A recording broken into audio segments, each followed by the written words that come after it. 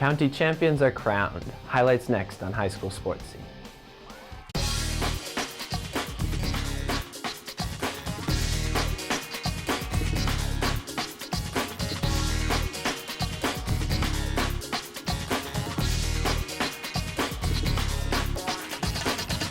Hi and welcome to this edition of High School Sports Scene. I'm Colin Parts.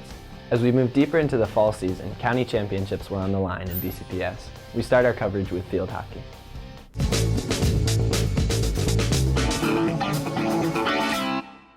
It started out as a breezy and rainy night for the 2012 Baltimore County Field Hockey Championship held at Lansdowne High School.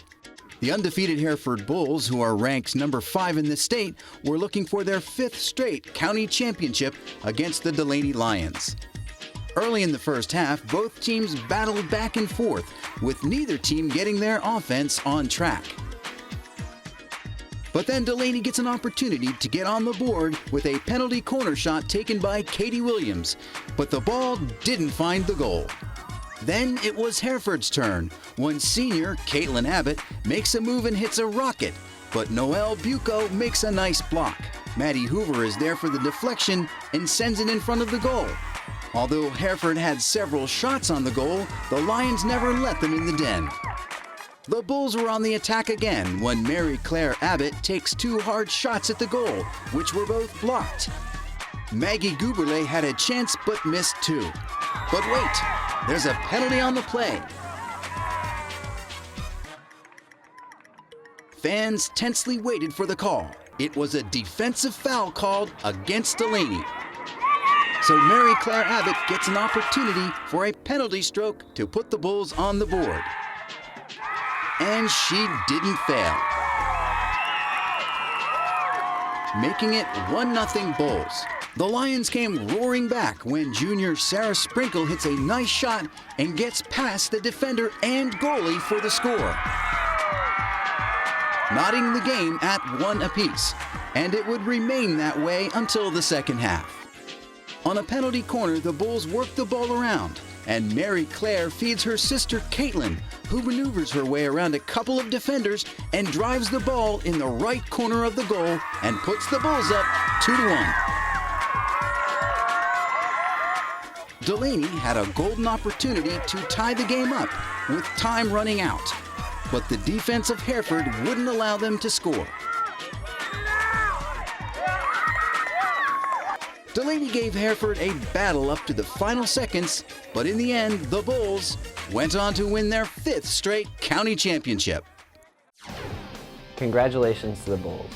On the soccer field, both the boys and girls titles were up for grabs.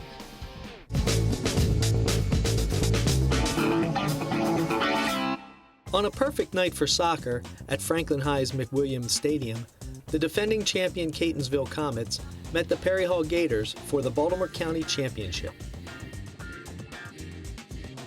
From the start of the contest, Perry Hall was fast and physical, dictating the pace of play.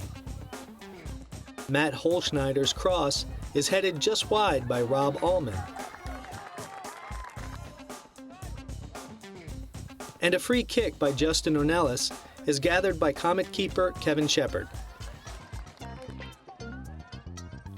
When the Comets did venture into the Gator zone, the Perry Hall defense shut them down. In the 17th minute, Rob Allman sends a cross through the 6, and Alex Holschneider is able to flick it past Shepard to give the Gators a 1-0 lead.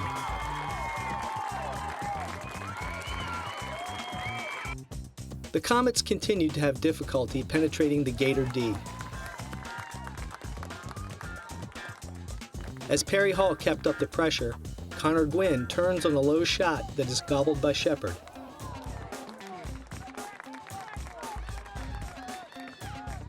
Then a drive by Justin Ornelas handcuffs Shepard, but he scrambles in time to recover. The Gator defense was equally relentless in squelching any forays by Catonsville. At the half, Perry Hall coach Pete Eibner congratulated his squad on an impressive first half. The Gators kept up the intensity in the second half. From the wing, Ornelas lofted a perfect cross, and James Canolis finishes to give the Gators a 2-0 lead in the 45th minute. Shortly after, senior forward Rob Allman has a good look, but his drive sails wide. In the 66th minute, a hard tackle by Catonsville inside the 18 draws a penalty. And Ornelas puts the finishing touch on the night, giving the Gators a 3-0 lead.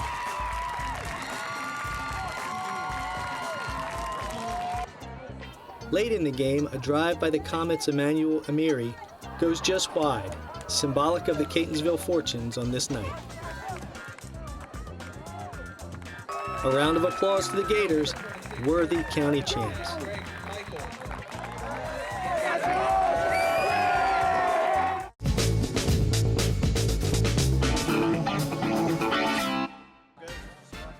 The Girls County Championship, also held at Franklin, saw Eastern Tech taking on the defending champs Perry Hall.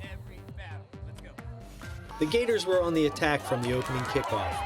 Early in the match, Melanie Garrison sent a cross that Sabrina Testerman redirected, but the Mavericks' Sam Walter was in the right place and made a huge block.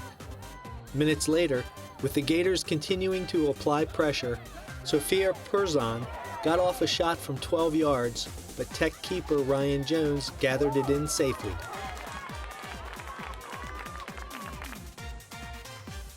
In the 13th minute, off a Perry Hall corner, the Mavericks try to clear, but Kara Taylor lofts a shot that hits the crossbar, and Eastern Tech clears to dodge another bullet.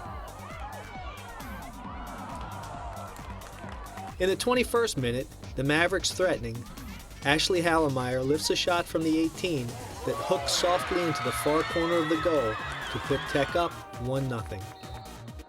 Perry Hall worked hard to get back to even, but the Maverick defense was up to the task.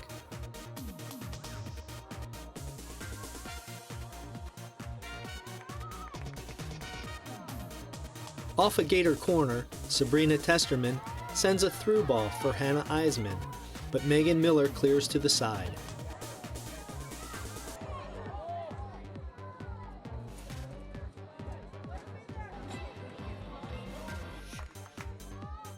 In the second half, the Mavericks' Brandy Bryant can't quite catch up to a cross from the wing. Still down by 1, Gator midfielder Tina Bishop pushes a shot wide.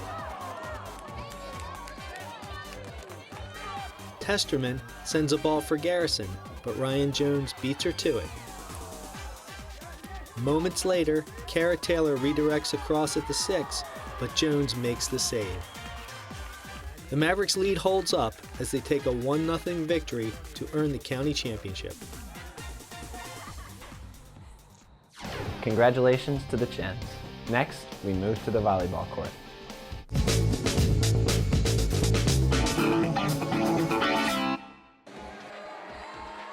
For the second year in a row, Delaney hosted the County Volleyball Championship as the Lions took on the Hereford Bulls. The first game was tight from the start as the teams traded points. The Lions' Jessica Starr with a kill to put Delaney up 7-5. A big hit through the Delaney block keeps the Bulls within 2 at 15-13. But the Lions began to pull away soon after, on the way to a 25-16 win.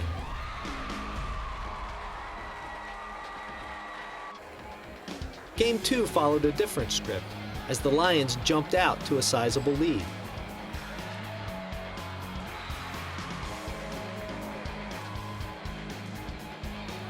A big hit by Darla Svoboda puts the Lions up 7-1. But Hereford fought back. Mackenzie Lang with a big block on Milan Amos pulls the Bulls to within 2 at 13-11.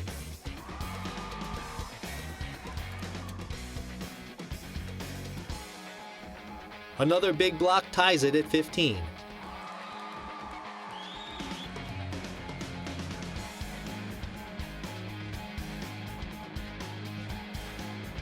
Svoboda again hitting through the Hereford block to make it 19-18 Lions.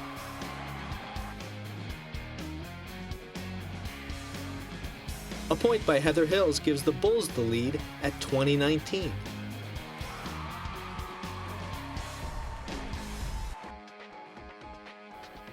A cross-court kill by Svoboda ties the game at 24.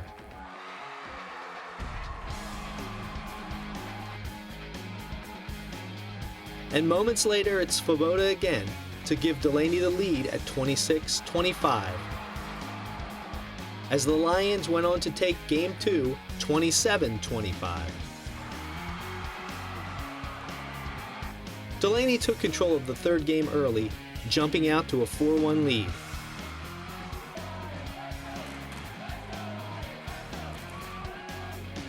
A kill by Milan Amos puts the Lions up 18-12.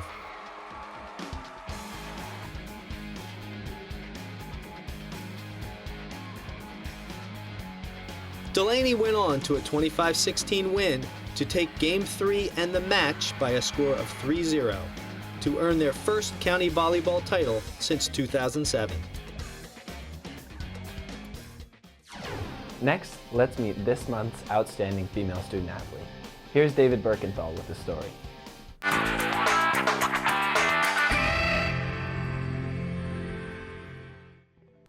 Alyssa Taylor is a senior at Owings High School. Her beginning as a runner was unexpected. My middle school had a turkey trot race and I won it. I had no idea that I could even run before that, so that was the first time I realized I was good at running or I had a talent for it. Alyssa joined the track team in high school, but not as a distance runner. Well, when I first started, I was a sprinter, and I thought that was my thing, but I realized very quickly that I was more of a distance runner, and then, so I got a late start in distance running, because I only started distance running my sophomore year during indoor track, and I started to really like that. We realized that she really would work better with her gait and her ability to work with the long distances. So over the last few years, she has been training for the mile, 2 mile, and now over the last 2 years, developing her 3-mile cross-country run. I enjoy cross-country a lot, but I haven't been doing it as long as it's only my second year of cross-country. So I think I've kind of developed more of a comfort with outdoor track than with cross-country. Last year, she made first team all-county. During my first year of cross-country, I made the first team all-county for Baltimore County, which was cool because I didn't think that I would do that well my first year because I didn't know anything about the sport at that point. We were very excited for her to go to states as well her first year and place so high. She earned a medal. And it was really good to see her achieve at those levels and for her to realize how much she was capable of doing. Alyssa's constant training has led her to a great deal of success. She comes out every day and she has a plan and she knows what she's doing. She's educated on what she needs to know about running and she does what she needs to do every day. She works hard. Everything she eats, her sleeping, everything is well thought out for her running regimen. Alyssa's dedication has led her to become a leader on her team. I'm not naturally a leader. I think I've kind of just been not like forced into the role, but I think that I've been like helped into it, and it's a little bit outside my comfort zone, but I think that's been a good thing for me. She's definitely impacted me in the way that I train, as opposed to me just running a certain distance or doing what I want. She has something to do every day, and she is always working hard, which when she's working hard, I just do the same thing and I know that I'm doing what's right. I just like to help other people, so it's been a little bit easier for me to take over the role because I think that I know some things maybe other people don't, and I like to help others. That's something that I think is a natural thing for me. And for Alyssa, her sport has taught her valuable lessons. I think that there are just so many things you can learn from doing a sport. It pushes you to your limits and it forces you to kind of adapt and be a better student. And I think that's going to help me when I get to college and even after college when I'm just working. For High School Sports Scene, I'm David Birkenthal. Congratulations to Alyssa. To honor her selection as this month's outstanding female student athlete, she will receive an award from Allogram Incorporated in Timonium. Coming up next is Randy Dace with Coach's Corner. We'll be back in 2 weeks with another edition of High School Sports Scene. We hope you'll join us then. Until then, thanks for watching. I'm Colin Bart.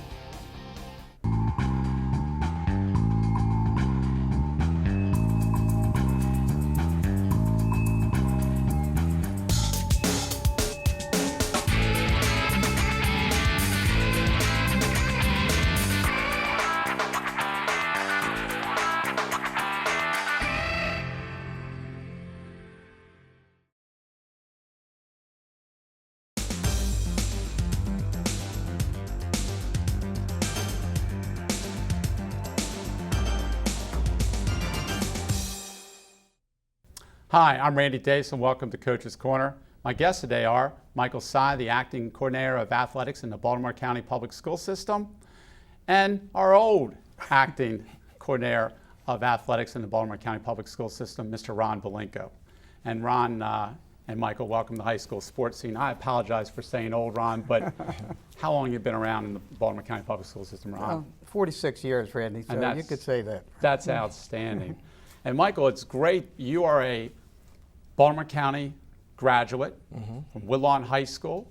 And when you were there, you were an athlete, student athlete. Tell us the sport you participated in. Well, I'm product of Baltimore County Public Schools, graduated from Woodlawn High School. Played football there and track standout and enjoyed my career there and went on to the University of Delaware. And then came back and has been involved in the school system since. And I guess as of January, you became the acting coordinator of athletics. How's it been going so far, Michael? It's been a whirlwind. It's been extremely busy. It's been exciting.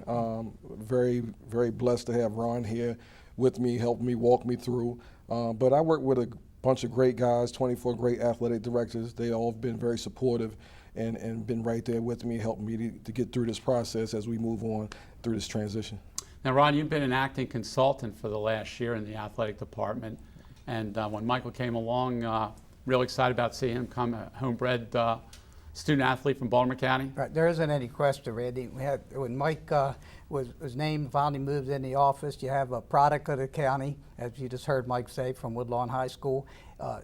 It doesn't take that long when you're a product of it to know the system, know the folks in here, and someone coming from the outside of it, that transition would be tremendously hard. And Mike has made that transition because of his ability, the reputation he earned as an athletic director at Woodlawn.